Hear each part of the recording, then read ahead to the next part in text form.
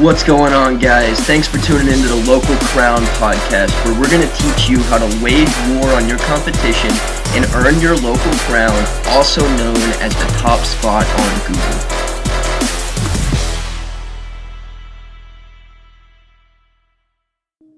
Awesome, man. So I was actually pretty excited to see when I was looking into you that you were working giving career advice to some foster kids a while back. Can you tell us a little bit more about that?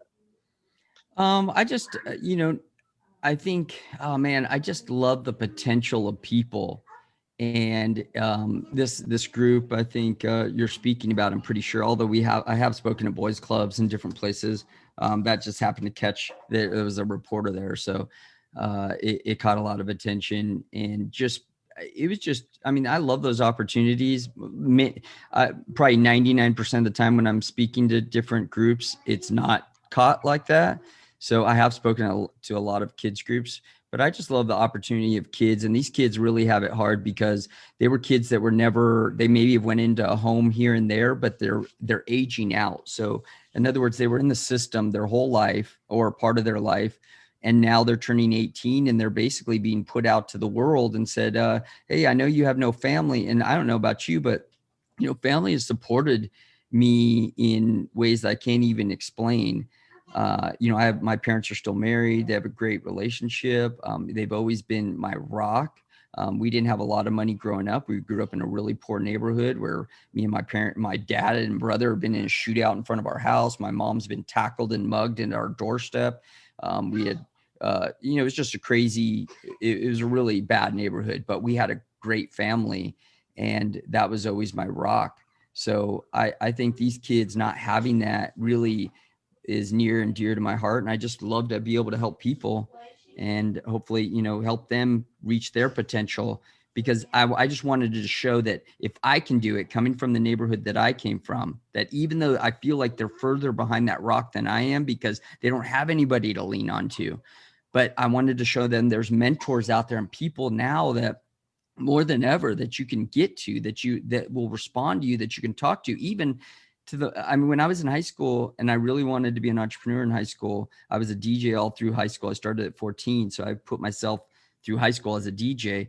I remember ditching school to go speak to this guy who owned like 5 Subways. And I would go sit down and buy a Subway sandwich and a drink and ask him if he had a second worker that would work and it got a little slow at a certain time. And that's when I would go.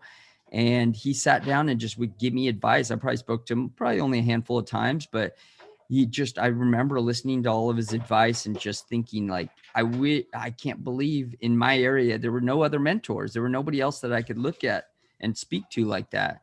So I wanted to be that person for people. And I just hope that, guys like that are given a chance because of mentors, people that they can speak to. I just want to be that person for them. I love that, man. So we're actually in the process of getting everything ready to start a program called Limitless Kids, where we're going to be offering group coaching as well as like a software toolkit and stuff like that to kids.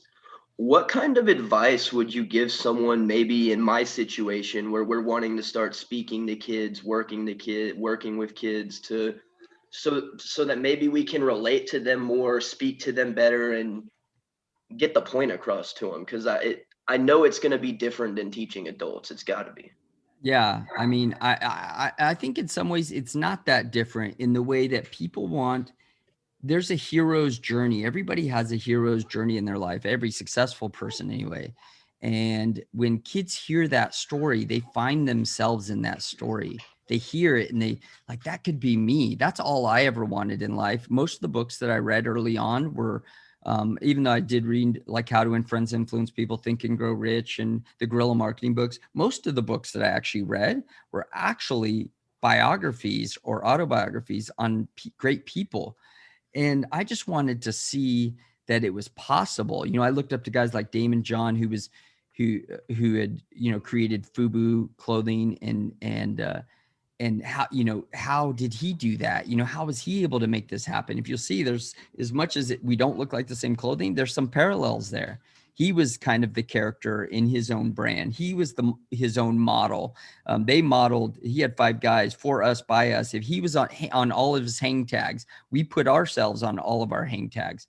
I mean, it's like, you just find that in other people. So I think when people, if you can reach them through story and through that hero's journey, that affects everybody. And that's all I wanted to see, that it was just possible. And if you can just show these kids that things like this are possible, like that, I wasn't born with a silver spoon in my mouth. I woke up and I had to like figure everything out. And I did that through reading and through learning and through mentors, that you guys can do the exact same thing that I did. There's a path there, and it's hard to see sometimes, but there's a path there. And if you find it, it will take you to the same place.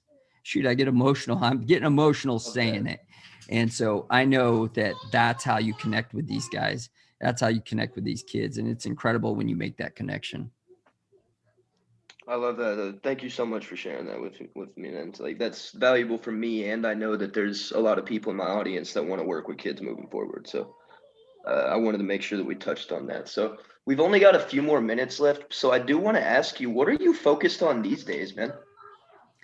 Well, in 2010, actually in 2009, my partner got killed by a drunk driver in a car accident, and he was kind of my, I mean, we bounced everything off of each other, and everything that we did was always, it was just, we were excited about the business all the time. It was the night before that, or the day before he was killed, we did a photo shoot together.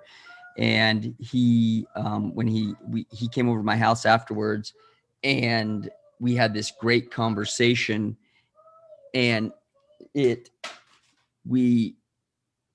was just, when he passed away that night, things were just never the same again, and in the company. And so even though I sold the company in 2010, I stayed on for another 5 years as president.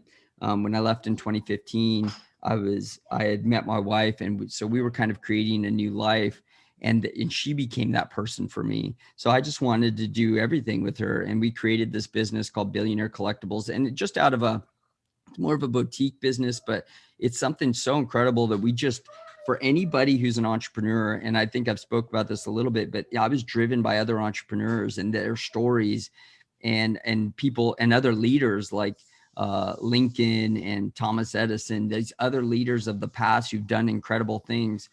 And so we had the opportunity, and I had owned a few pieces, and she had owned a few things.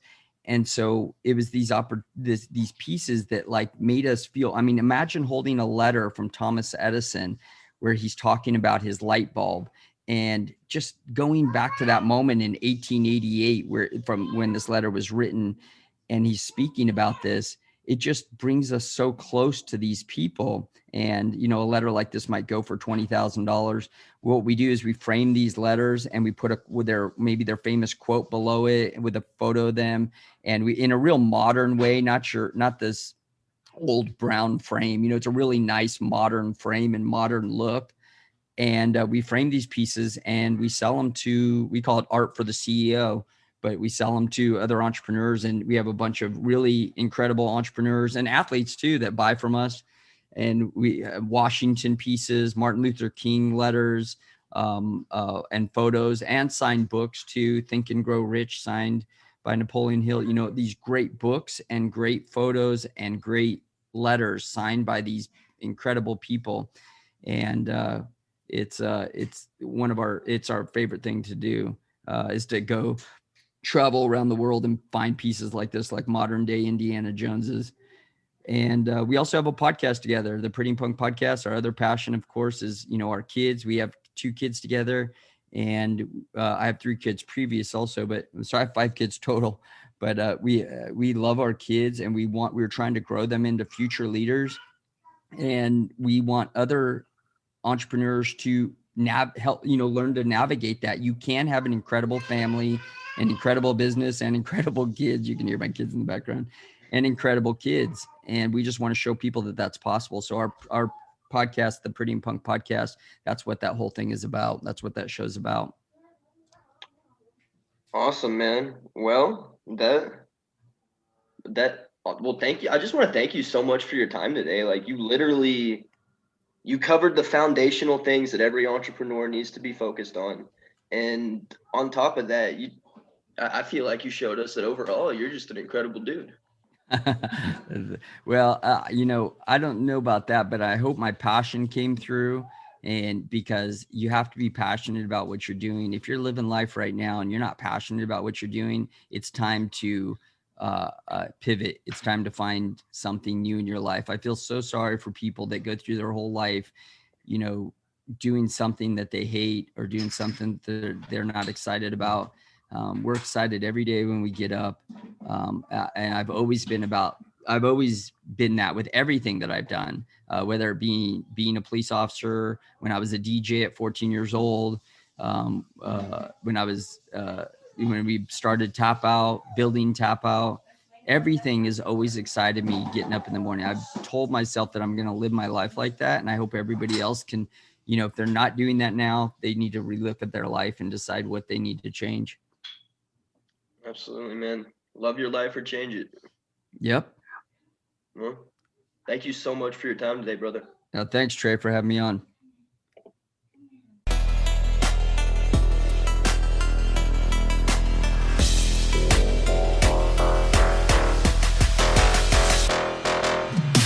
Thanks so much for tuning in. I hope you learned something.